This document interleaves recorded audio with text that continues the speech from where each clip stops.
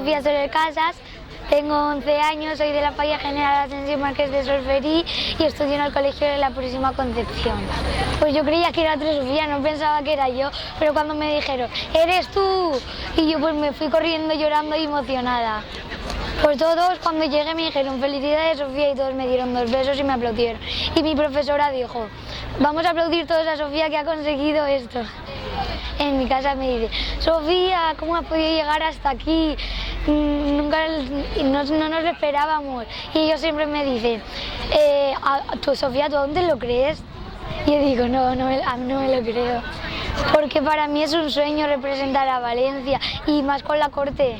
Aunque en actos voy a estar sola, pero da igual, es un honor ser Fallera Mayor de Valencia.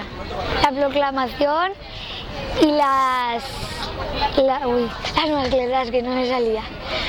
Rojo o azul. Este viernes vamos a ir a casa de Amparo a dormir. Si no hay nada el sábado por la mañana, claro.